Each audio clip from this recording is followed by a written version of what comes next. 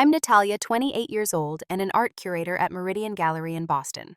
My relationship with my father has always been complicated, but nothing prepared me for the humiliation I endured at my cousin's wedding last year.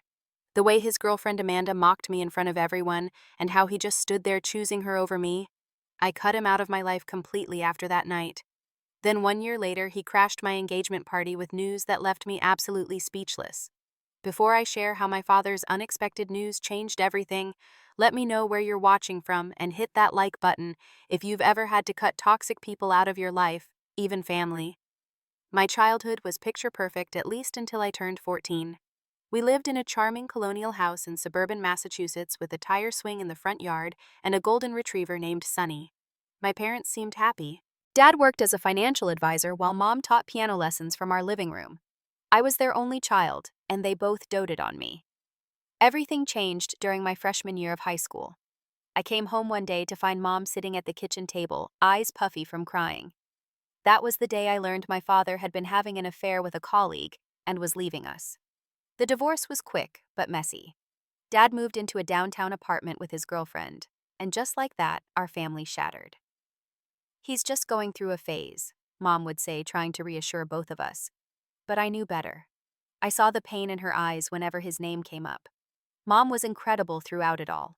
She picked up extra piano students to make ends meet, never missed any of my school events, and somehow managed to keep our house. We became best friends through those difficult years. She taught me resilience in the face of abandonment. Dad, meanwhile, became more of a concept than a constant presence.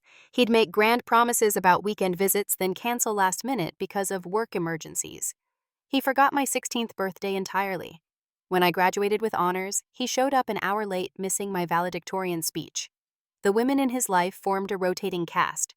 After the colleague came Stephanie, then Jennifer, then Brooke. Each one younger than the last, each one treated as more important than his relationship with me. I learned not to get attached to them since they rarely lasted more than a few months. Art became my sanctuary during those turbulent teenage years. I would spend hours sketching, losing myself in colors and shapes when reality became too painful. My high school art teacher, Mrs. Lawson, recognized something in my work and encouraged me to apply to art schools. When I was accepted to Tufts University with a scholarship to study art history, Dad promised to help with expenses. The check never came. Mom took out a second mortgage on the house instead, telling me, "Your future is worth it." College gave me the distance I needed. I stopped expecting weekend calls from Dad, stopped feeling disappointed when he didn't show up for parents' weekend. I focused on building my own life, making friends who became the family I chose. I thrived academically and secured prestigious internships at museums across Boston. After graduation, I landed an assistant curator position at Meridian Gallery in Boston's South End. Art history wasn't just a major for me, it became my career and passion. I worked my way up quickly, earning a reputation for discovering emerging artists and creating thoughtful, provocative exhibitions. It was during the opening night of my first solo curated exhibition that I met James. He was tall, with kind eyes and a quiet intelligence that immediately drew me in. As a professor of literature at Boston University, he understood my passion for the arts. We bonded over obscure painters and 19th century novels. After 3 years together, our relationship had become my most stable, loving connection. Dad would occasionally resurface during those years. A surprise lunch invitation. A birthday card arriving 3 weeks late. Brief reconciliations followed by inevitable disappointments. I learned to keep my expectations low and my boundaries high. It wasn't ideal, but it was manageable until Amanda entered the picture. After 6 months of silence, not even a text at Christmas, my phone lit up with Dad's name one Tuesday evening. "Natalia, sweetheart." His voice boomed through the speaker with an enthusiasm I hadn't heard in years. "I need to see you. I've met someone special." I'd heard this before, of course, at least 5 times, but something in his voice sounded different, almost youthful. Against my better judgment, I agreed to dinner that Friday. "Bring James," he said. "I want Amanda to meet you both." The restaurant he chose was unnecessarily upscale, the kind with tiny portions and exorbitant prices. Dad was already there when we arrived, sitting beside a woman who couldn't have been older than 15 years his junior and just 7 years older than me. "There she is." Dad stood, wrapping me in a cologne-heavy embrace. "Amanda, this is my daughter Natalia and her boyfriend James. Isn't she beautiful? She got her mother's looks, thank God." Amanda's handshake was limp, her smile not quite reaching her eyes. She wore a tight red dress with a plunging neckline and diamond earrings that caught the light with every slight movement of her head. Her blonde hair was immaculately styled, not a strand out of place. "Your father talks about you constantly," she said, though her tone suggested otherwise. "Something about art, right?" I nodded, explaining my position at the gallery. "We're actually preparing for a major exhibition of contemporary Indigenous artists next month." "How nice," Amanda said, already turning back to my father. "Honey, tell them about our trip to Cabo." Throughout dinner, Amanda steered every conversation back to herself, her job in pharmaceutical sales, her Pilates achievements, her condo renovation. Whenever James or I tried to engage, she would listen for a moment before interrupting with something tangentially related to her own experiences. "So you teach literature?" she asked James. "I read 50 Shades of Grey for my book club. Have you read that? It was so controversial." When the check came, Dad insisted on paying, making a show of pulling out a new platinum credit card. "One of the perks of dating this one," he said, nodding toward Amanda. "She's got me upgrading everything in my life." As we waited for our coats, Amanda pulled me aside. "Your father really needed someone to take care of him, you know. He was so lonely before me. It's sad when children get too busy for their parents." I felt the sting of her words, the implication heavy in the air between us. Before I could respond, Dad joined us, wrapping an arm around her waist. "Great news," he announced. "Amanda's moving in with me next week. After only 3 months, can you believe it? When you know, you know." On the drive home, James voiced what I couldn't bring myself to say. "Your father seems completely under her spell." "She's like all the others," I said, though something about Amanda felt different, more calculated, more permanent. "She'll be gone in a few months." Mom's reaction when I told her about the dinner was more alarming. "Natalia, be careful," she warned. "Your father has a type, and it's not just about age. He's attracted to women who know exactly how to manipulate him. And from what you've described, this Amanda has taken it to a new level." Despite my unease, I tried to give Amanda a chance. Dad seemed happier than I'd seen him in years, calling me regularly, even remembering my birthday with an actual gift, though I suspected Amanda had purchased it. For his sake, I accepted lunch invitations and smiled through Amanda's subtle jabs. "That blouse is so youthful on you," she'd say. Or, "Your gallery job sounds fun, like playing with art all day." Each time we met, her comments grew more pointed, more personal. She'd mention Dad's ex-girlfriends, implying they still kept in touch. She'd question my career choices, suggesting I was wasting my education on a low-paying arts job. And always, she would emphasize how Dad needed her, not me, in his life. "Your father and I are planning our future together," she told me during one particularly tense lunch. "We're thinking of moving to Florida. Fresh start, you know. I'm sure you can visit sometime." What bothered me most was how Dad remained oblivious to her behavior, or worse, complicit in it. He laughed at her backhanded compliments, dismissed my concerns as women being women, and continued to praise her as the best thing that ever happened to me. After each encounter, I'd call Mom or James, questioning whether I was overreacting. Both assured me I wasn't imagining Amanda's hostility. "Some people need to establish dominance by pushing others down," James said. "Don't let her get to you." But she was getting to me. And I had no idea how much worse it would get until my cousin Kate's wedding. My cousin Kate and I had always been close, more like sisters than cousins. When she asked me to be a bridesmaid at her vineyard wedding, I was thrilled. Despite my hectic schedule at the gallery, we were in the middle of installing a major exhibition. I flew to California 3 days early to help with preparations. Kate was the first family member to fully understand my complicated relationship with Dad. "I've invited Uncle Robert, but I seated him at table 12, far from you and Aunt Diane," she assured me. "And I didn't give him a +1, just so you know." That's why I was shocked when Dad called me the day before the wedding. "Sweetheart, what's the dress code again? Amanda wants to make sure she doesn't clash with the wedding colors." My stomach dropped. Dad, Amanda wasn't invited. A pause. "Well, I can't come without her. We're a package deal now." I should have pushed back harder, but with Kate stressed about last-minute details, I didn't want to add to her worries. "Fine," I conceded. "But please tell her to keep it understated. This is Kate's day." The ceremony was beautiful, set among rolling vineyards with mountains in the distance. As a bridesmaid, I was busy attending to Kate, helping with her train and veil, making sure everything went smoothly. It wasn't until the reception that I spotted Dad and Amanda entering the tent. Amanda's definition of understated was apparently open to interpretation. She wore a glittering gold gown with a thigh-high slit and a neckline that plunged dangerously low. Her entrance caused a ripple of whispers among the guests, exactly the reaction she seemed to crave. "Your father insisted I come," she said when I approached them as if I'd challenged her presence. "I told him I didn't want to intrude, but he can be so persuasive." She squeezed his arm possessively. Dad beamed at her. "Doesn't she look gorgeous? We'll try not to outshine the bride." He laughed at his own joke while I fought to maintain my composure. "Table 12, I said flatly. "Dinner will be served soon." Throughout the cocktail hour, I kept one eye on Amanda as she worked the room, introducing herself as Robert's partner and engaging various family members in conversation. More than once, I noticed her glancing in my direction as she leaned in to whisper something, followed by curious looks from my relatives. The situation deteriorated during dinner. Amanda drank steadily, emptying her champagne glass and signaling for refills. Dad, normally careful with alcohol since a health scare 2 years earlier, matched her drink for drink. They became increasingly loud, drawing attention from nearby tables. During a brief lull in my bridesmaid duties, I stepped outside the tent for some fresh air. Walking back through the gift table area, I froze. Amanda was there, partially concealed behind a large floral arrangement, opening one of the card envelopes attached to a wedding present. "What are you doing?"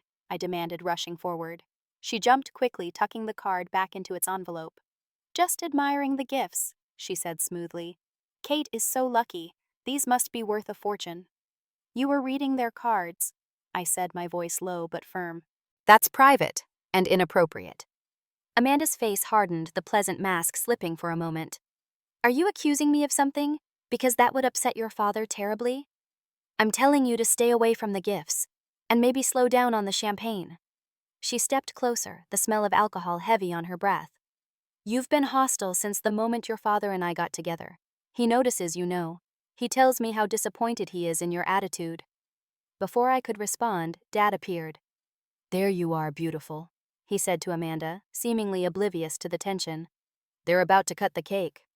"Your daughter just accused me of trying to steal wedding gifts," Amanda said, her voice trembling perfectly, eyes suddenly brimming with tears. Dad's expression darkened as he turned to me. "Natalia, what is wrong with you? Why would you say something so horrible?" "I caught her opening cards, Dad. She was reading people's private messages." "I was just straightening the cards that had fallen," Amanda insisted, a tear now strategically rolling down her cheek. "I was trying to help." "She's lying," I said, but even as the words left my mouth, I knew it was futile. Dad's arm was already around Amanda's shoulders, comforting her. "I think you owe Amanda an apology," he said sternly. I stared at him in disbelief. "Are you serious right now? You're taking her word over mine." "I know you've always struggled with my relationships, Natalia, but this jealousy has to stop. Amanda is part of my life now." People were beginning to notice our hushed but intense conversation. Kate would be cutting the cake soon, and the last thing I wanted was to cause a scene at her wedding. Swallowing my anger, I muttered, "We'll talk about this later," and walked away. Inside the tent, I tried to focus on my duties as bridesmaid, plastering on a smile for photos and making small talk with guests. But the confrontation with Amanda and Dad's immediate dismissal of my concerns left me shaking. James noticed immediately when he found me by the dessert table. "What happened?" he asked, placing a steadying hand on my back. Before I could answer, the DJ's voice boomed through the speakers. "And now it's time for toasts. We'll begin with the maid of honor, followed by the best man." Kate's sister gave a beautiful speech, followed by the best man's humorous anecdotes. Kate's father spoke next, his voice breaking as he talked about his little girl all grown up. It was touching perfect, until Amanda suddenly rose from her seat, champagne glass in hand, and strode purposefully toward the DJ booth. "Excuse me," she said into the microphone, her words slightly slurred. "I'd like to say something too." A confused murmur rippled through the crowd. The DJ looked uncertainly at Kate and her new husband, who appeared equally baffled. "I may be new to this family," Amanda continued, either missing or ignoring the social cues around her, "but I already feel so connected to all of you, especially through the stories Robert has shared." Dad looked stunned, but didn't move to stop her. I felt frozen in place, a sense of dread building in my chest. "I've heard so much about Natalia," Amanda said, her gaze finding me in the crowd. "Robert's beloved daughter, the artist, the perfectionist, the one who's so busy with her important gallery job that she barely has time for her poor father." The tent fell silent. Beside me, James tensed. Did you all know she had a complete breakdown in college? Couldn't finish her semester because of exhaustion? That's what they called it then, right? Amanda's laugh was sharp. Robert had to pull some strings to keep her scholarship, and now she acts like he was never there for her. I couldn't breathe. That private struggle from my sophomore year, a combination of anxiety and depression that I'd overcome with therapy, had been shared with Dad in confidence. I'd never imagined he would tell anyone, let alone someone like Amanda. But she wasn't finished. And those boyfriends before James, the musician who cheated the grad student who ghosted her, Robert worried she'd never find someone who could handle her. Intensity. Her neediness. She swayed slightly, pointing the champagne glass in my direction. She's always been jealous of her father's attention, even as a little girl throwing tantrums when he dated after the divorce. Shocked gasps and uncomfortable shifting filled the tent. Kate's father finally stood, moving toward the DJ booth, but Amanda spoke faster, her voice rising. And now she pretends I'm not good enough for her precious daddy, like she's so perfect. Like she doesn't still call him crying when things get hard, expecting him to drop everything and rush to her rescue. The microphone cut off abruptly as the DJ intervened, but the damage was done. 300 pairs of eyes turned in my direction. I felt exposed, humiliated, my private struggles and insecurities broadcast for entertainment.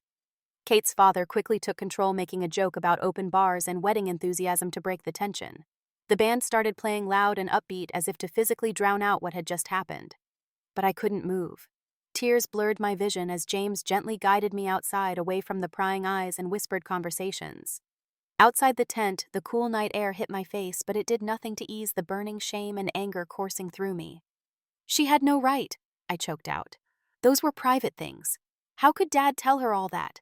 How could he just sit there and let her say those things? James held me tightly. She's cruel and disturbed, and your father should have stopped her. This isn't your fault, Natalia. Natalia. Dad's voice called from behind us. He was hurrying across the lawn alone. Wait, please. I turned to face him, anger replacing shock. How could you? How could you share my personal struggles with her and then let her humiliate me in front of my entire family? She didn't mean it like that, he said, running a hand through his hair. She's had too much to drink. She was just trying to be part of the family. By exposing my private life, by twisting everything to make me sound pathetic and unstable. My voice rose despite my effort to control it. She deliberately humiliated me, and you sat there and did nothing. You're overreacting. Amanda is sensitive right now. She feels like you've never accepted her. I stared at him, truly seeing him perhaps for the first time. Are you actually defending her right now? I'm just saying it takes two to create conflict. You've never given her a fair chance. A fair chance! I was almost shouting now. She just broadcasted my personal struggles to hundreds of people. She implied I'm mentally unstable, desperate, and attention-seeking. And you're worried about her feelings. Dad's expression hardened. You need to calm down. Amanda is probably in the bathroom crying right now because of how everyone reacted. I should go find her. Something inside me broke at those words. The final thread connecting me to this man who was supposed to be my father, my protector, snapped completely. If you walk away right now to comfort her instead of standing by me, we're done, I said, my voice suddenly calm and clear. No more chances, no more forgiveness. Choose her or me, Dad. Right here. He hesitated, glancing back toward the tent. You're being dramatic. Amanda needs me right now. And I never did. The words came out as a whisper. We'll talk tomorrow when everyone's calmer, he said, already turning away. You'll see this differently in the morning. I watched him walk back to the tent, back to the woman who had just shattered what remained of our relationship. In that moment, I made my decision. I won't be answering your calls, I called after him. Not tomorrow, not ever again. He paused for a fraction of a second but didn't turn around. Then he continued walking, each step widening the chasm between us until it became unbridgeable. James wrapped his arm around me as we watched my father disappear into the tent. Let's go back to the hotel, he said quietly. You don't need to stay here any longer. As we drove away from the vineyard, I felt something shift inside me. Grief, certainly, but also a strange sense of clarity. For years I had chased my father's approval, his attention, his love. I had made excuses for his absences, forgiven his broken promises, accepted his conditional affection. That night I stopped running. I stopped hoping.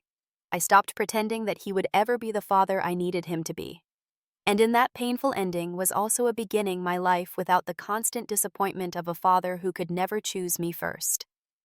The week after Kate's wedding was one of the darkest periods of my life. I returned to Boston physically ill from the stress and humiliation. James wanted me to take time off work, but I threw myself into final preparations for the gallery exhibition instead, needing the distraction. The texts and calls from Dad began immediately. First apologetic, "Amanda feels terrible about what happened." Then defensive, "You're blowing this out of proportion." Finally accusatory, "After everything I've done for you, this is how you react." I blocked his number after the fourth day, unable to bear the constant reopening of the wound. But he found other ways to reach me: emails, messages, through relatives, even showing up at the gallery one afternoon. I had the security guard turn him away. "Are you sure about this?" my colleague Rachel asked after witnessing that particular incident. "He seems desperate to talk to you." "He's desperate to absolve himself," I corrected her. "There's a difference." Mom became my rock during this time despite her own complicated history with Dad. "You set a boundary," she reminded me. "Now you have to enforce it even when it hurts." And it did hurt. Despite years of disappointment, cutting my father out of my life entirely felt like amputating a limb. There were moments I nearly weakened: his birthday, Thanksgiving, Christmas. Each holiday brought a fresh wave of grief for the relationship I had always wanted but never truly had. James suggested I see a therapist, and for once I didn't resist. Dr. Gabriela Martinez specialized in family trauma and abandonment issues. Our weekly sessions became a lifeline as I worked through the complex tangle of emotions: anger at Amanda, betrayal by my father, but also the deeper, older wounds of his original abandonment when I was 14. "You're mourning two losses," Dr. Martinez explained during one particularly difficult session. "The actual relationship with your father, imperfect as it was, and the ideal relationship you always hoped for but never had."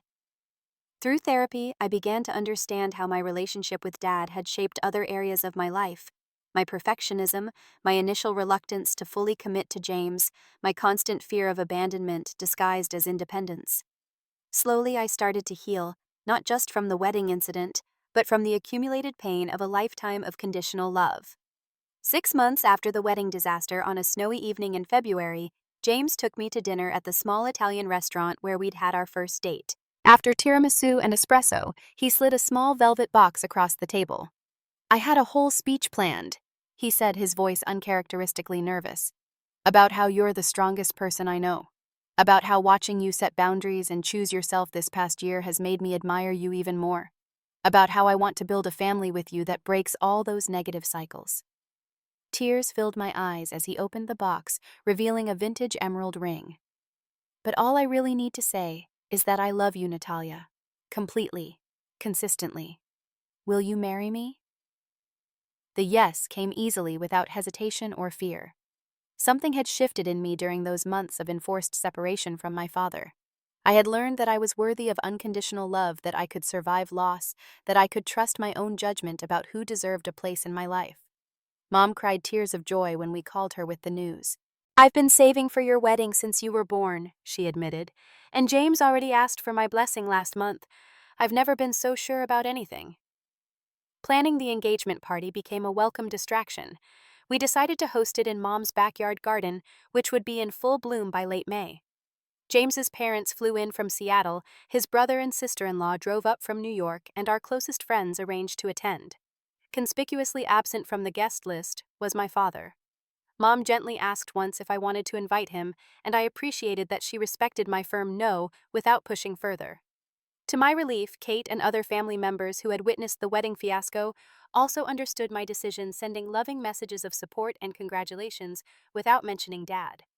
The exhibition I had been working on opened to critical acclaim, further boosting my confidence and career. Several pieces sold on opening night, including a stunning mixed media work that was purchased by the Museum of Fine Arts for their permanent collection. Professional success couldn't heal family wounds, but it did reinforce that I was building a meaningful life on my own terms. James's family embraced me completely, especially his mother, Catherine, who had lost her own mother young and seemed to intuitively understand my need for maternal figures. "You're gaining a whole new family that chooses you unreservedly," she told me during their visit to Boston. "We're so thrilled James found you." As weeks passed, the raw pain of cutting contact with Dad gradually transformed into a dull ache I could mostly manage. There were still triggers. Father's Day advertisements, father-daughter dance scenes in movies, even certain songs on the radio. But I was learning to navigate them without being overwhelmed. Healing isn't linear, Dr. Martinez reminded me. Some days will still be hard. That doesn't mean you've made the wrong choice. By the time our engagement party arrived, I felt more at peace than I had in months. The weather cooperated perfectly, 75 degrees sunny, with a gentle breeze that made the fairy lights strung across Mom's garden dance. Friends and family mingled on the lawn, champagne glasses in hand, sharing stories and laughter. Mom had outdone herself with the preparations, filling the space with flowers, setting up an elegant buffet, and hiring a string quartet to play softly in the background. James and I moved through the crowd together, accepting congratulations and sharing our wedding plans for the following spring. "You look radiant," James's sister-in-law Lisa told me. "There's this glow about you, like you've finally found your center." I smiled, realizing she was right. Despite the painful journey of the past year, or perhaps because of it, I had discovered a strength and clarity I hadn't known I possessed. I was finally writing my own story instead of waiting for my father to determine my worth. The party was in full swing when I stepped inside to help Mom bring out the dessert trays. Through the kitchen window, I saw a car pull up in front of the house, a black sedan I didn't recognize. My stomach tightened instinctively. "Mom!" I called, not taking my eyes off the window. "Are we expecting anyone else?" She appeared beside me, following my gaze just as the car door opened and a familiar figure emerged. But something was different. He looked thinner, older, and he was alone. "Oh, Natalia," Mom whispered. "I didn't know. I swear I didn't invite him." I believed her. Mom had respected my boundaries meticulously over the past year. This was all Dad's doing, another boundary crossed, another demonstration that my wishes came second to his desires. "I'll ask him to leave," Mom offered immediately. "You shouldn't have to deal with this today." "No," I said finally. "I'll handle this." Before I could change my mind, I walked through the house and out the front door, closing it firmly behind me. Standing on the porch steps, arms crossed, I waited as my father approached. "You're not welcome here," I said before he could speak. "This is a private celebration." He stopped at the foot of the steps, looking up at me. Without Amanda beside him, without the expensive clothes and confident posture I associated with him, he seemed diminished somehow. "I know," he said quietly. "I know I have no right to be here, but I needed to see you." "You don't get to decide when to see me anymore," I replied, fighting to keep my voice steady. "I made myself very clear at the wedding. You made your choice." "Amanda's gone," he said abruptly. "She left 6 months ago." I hadn't expected that. For a moment, I didn't know how to respond. Then the anger resurged. "And you think that changes anything? You think now that she's out of the picture, I should just welcome you back as if nothing happened?" "No, Natalia, I don't expect forgiveness. I don't even deserve it." He looked down at his hands, then back at me. "Can we talk somewhere private just for 5 minutes, please?" From the backyard came the sound of laughter and music, my engagement party continuing without me, while I stood frozen on the porch steps, facing the man who had broken my heart repeatedly throughout my life. 5 minutes, I conceded finally. On the front porch. That's it. Relief washed over his face as I gestured to the porch swing. We sat at opposite ends, a gulf of silence and hurt between us. "Amanda left me for her personal trainer." He began, a bitter smile playing at his lips. "Took half my savings on her way out, maxed out my credit cards. I had to sell the condo." I remained silent, unmoved by his financial troubles. "But that's not why I'm here," he continued, seemingly reading my expression. "After she left, I started drinking. Heavily. Lost my job. Nearly lost everything." He took a deep breath. 3 months ago, I checked into rehab. Not just for the alcohol, but for therapy. To figure out why I keep making the same mistakes over and over. Why I keep hurting the people who truly care about me. I studied him more carefully, then noticing the sobriety chip he was turning over in his fingers. My therapist helped me see how I've been running from real connection my whole life. Choosing women who demand everything but give nothing. Sabotaging my relationship with you because your love was unconditional, and that terrified me. His voice cracked. "I've been writing you letters for months. Never had the courage to send them." From his jacket pocket, he pulled out an envelope worn at the edges, as if it had been carried for a long time. He placed it on the swing between us, but made no move to push it closer to me. You don't have to read it. You don't have to forgive me. I just needed you to know that I understand now. I understand what I did to you at the wedding and throughout your life, how I failed you as a father. He paused, swallowing hard. And I needed to tell you in person that I have cancer. The words hung in the air between us, heavy and irrevocable.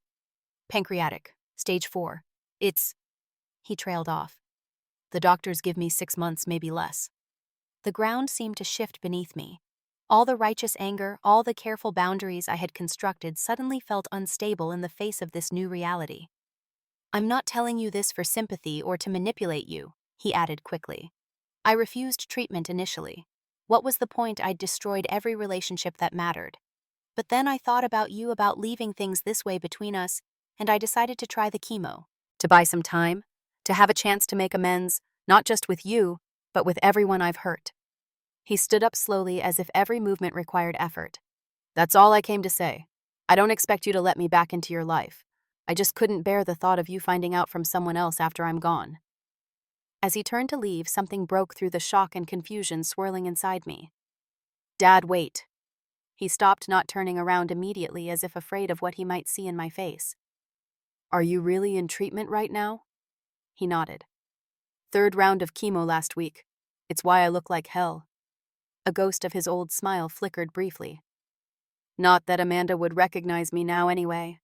Despite everything, I felt a pang of sympathy. Where are you staying? Who's helping you through the treatments? I have a small apartment near Massachusetts General. Your Aunt Susan drives me to appointments sometimes. I'm managing. The engagement party continued in the backyard, the sound of clinking glasses and conversation, a stark contrast to the heavy silence on the porch. James would be wondering where I was. Mom would be worried. Yet I couldn't simply dismiss my father, send him back to an empty apartment to face his mortality alone, not even after everything he'd done. I need time to process this, I said finally. This doesn't erase the past year or all the years before that. I know.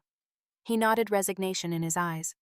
I just wanted to see you happy, to know that you found someone who deserves you. He glanced toward the backyard. Congratulations on your engagement, Natalia. I hope he makes you happier than I ever could. As he walked back to his car, envelope still on the porch swing where he'd left it, I was struck by the realization that for the first time in my memory, my father had come to me without asking for anything in return. No forgiveness, no place in my wedding, no pretense that things could return to normal. Just the truth finally, when it was almost too late. I stood on the porch long after Dad's car disappeared down the street, the envelope in my hand unopened. Inside, its contents seemed to pulse with unspoken words, confessions, perhaps a desperate plea for forgiveness, or maybe just goodbye. Eventually, James found me there. He took one look at my face and knew immediately something had happened. Your father was here, wasn't he? I nodded, unable to form words past the lump in my throat. What did he want? James asked, his arm sliding around my waist, steadying me. He's dying, I whispered. The reality of those words hit me fully as I spoke them aloud. Despite everything, despite the hurt and anger and betrayal, the thought of my father dying alone sent a sharp pain through my chest. Pancreatic cancer, stage 4. James pulled me closer. I'm so sorry, Natalia. He gave me this, I said, holding up the envelope. I haven't opened it yet. I'm not sure I want to. Whatever you decide, I'm here, James assured me. Do you want to rejoin the party, or would you rather go somewhere quiet? The thought of facing our guests, of pretending everything was fine while this news echoed in my mind, was overwhelming. Could you make our excuses, say I have a migraine or something, I just need some time? James understood, as he always did. He returned to the garden while I slipped upstairs to my old bedroom, still maintained as a guest room in Mom's house. Sitting on the edge of the bed, I finally opened the envelope.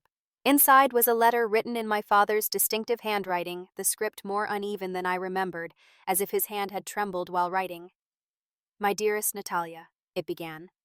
If you're reading this, I've finally found the courage to face you. There are no words adequate to express my remorse for what happened at Kate's wedding, and for all the ways I've failed you throughout your life.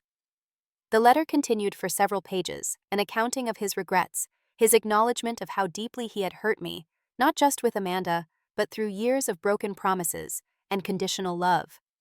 He wrote about his childhood with an alcoholic father who had never shown him affection, about how he had never learned to be the father I deserved. He described his spiral after Amanda left the rock bottom that led to rehab, and finally the devastating diagnosis. I don't write these things to excuse my behavior, he continued toward the end, but in the hope that understanding might make your burden lighter. The fault was never yours. The inadequacy was never yours. You were always enough, Natalia. I was the one who couldn't see what was right in front of me, a daughter more precious than anything else in my life. The final paragraph brought fresh tears. I don't ask for forgiveness. I ask only that you live your life fully, that you know how proud I am of the woman you've become, not because of me, but despite me. If I leave this world having taught you anything, let it be what not to accept in relationships. You deserve someone who chooses you first every time. It seems you found that in James. This knowledge brings me more peace than I deserve. When Mom came upstairs later, she found me still sitting on the bed, the pages of the letter scattered around me, tissues crumpled in my hand. He's really sick, Mom, I said as she sat beside me. It's not a manipulation. Aunt Susan's been taking him to chemo. Mom sighed deeply. Susan called me last month.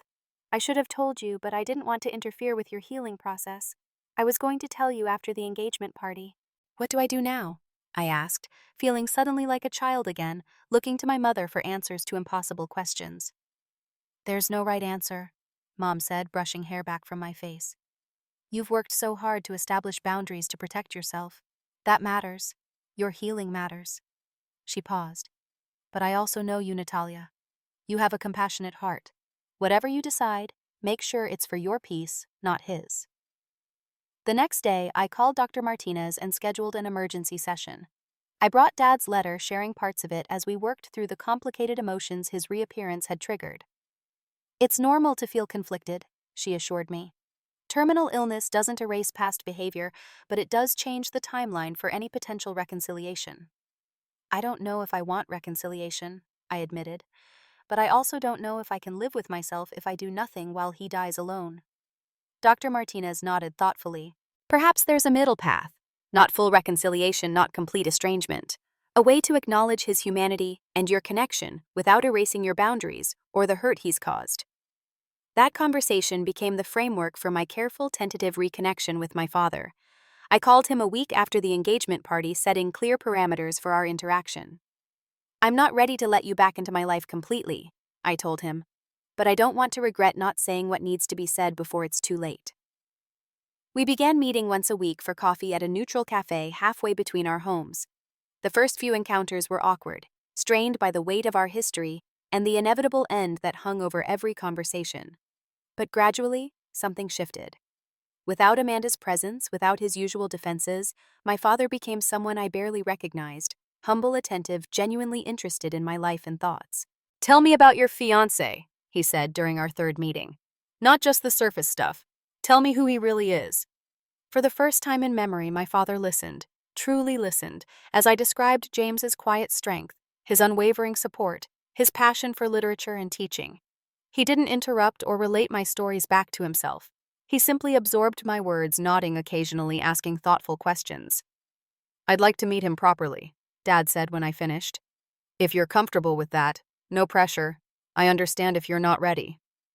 After discussing it with James, I arranged a brief lunch for the three of us. James, ever protective, was wary but willing. I'll be on my best behavior, he promised with a small smile. But I reserve the right to leave with you the moment it gets uncomfortable. To my surprise, the lunch went better than expected. Dad apologized to James directly for the scene at Kate's wedding. You must have thought I was the worst kind of father, he acknowledged. You weren't wrong. James, after initial coolness, seemed to soften as the meal progressed. Later, he explained why. He looks at you differently now, Natalia, not possessively or dismissively. There's a reverence there, like he's finally seeing you clearly. As Dad's condition deteriorated, weight loss making his clothes hang loosely, fatigue cutting our visits shorter, our conversations deepened. We discussed difficult subjects we'd never broached before: his grief after leaving Mom, his fear of emotional intimacy, my childhood feelings of abandonment. There were tears on both sides, painful truths finally acknowledged. I always believed I wasn't cut out for fatherhood, he confessed during a particularly raw conversation. My own father was cruel absent when he wasn't drunk.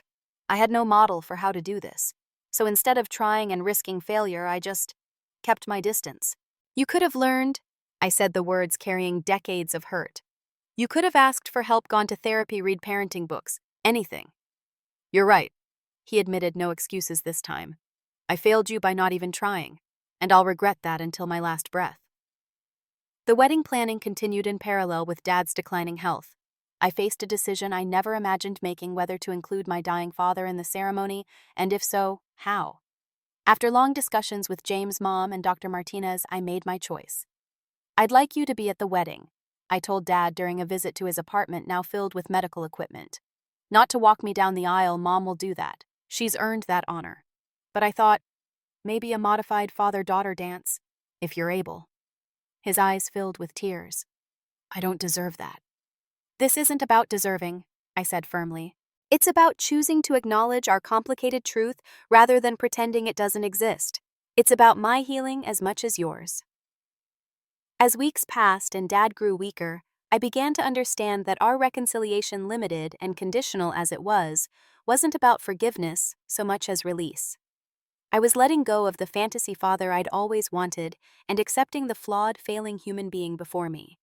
In doing so, I was also releasing myself from the cycle of hope and disappointment that had defined our relationship for so long. The wedding date approached as Dad's condition worsened. The doctors adjusted their timeline, suggesting he might not make it to the ceremony. We moved the date forward, arranging a smaller, more intimate event than originally planned. 2 days before the wedding, I visited Dad in hospice care, bringing my dress so he could see it. He was barely able to sit up, pain medication making his speech slow, but his eyes lit up as I described the arrangements. I've never deserved you, he whispered, his hand trembling as it covered mine. But knowing you has been the greatest gift of my unworthy life. On our wedding day, Dad arrived in a wheelchair accompanied by a nurse. The modified father-daughter dance became simply a moment where James and I joined Dad at his table holding hands while the song My Wish by Rascal Flatts played, a song about hoping someone you love finds all the happiness you couldn't give them. It wasn't the perfect wedding day I'd imagined as a little girl. There was sadness mixed with the joy, a bittersweet quality to the celebration. But there was also something profound in acknowledging the full complexity of family, the pain alongside the love, the disappointments alongside the moments of grace. Dad passed away 2 months after the wedding. I was with him at the end, holding his hand as his breathing slowed and finally stopped.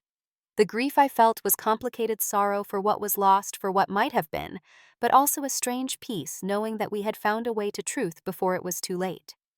The funeral was small, attended mostly by colleagues and a few relatives.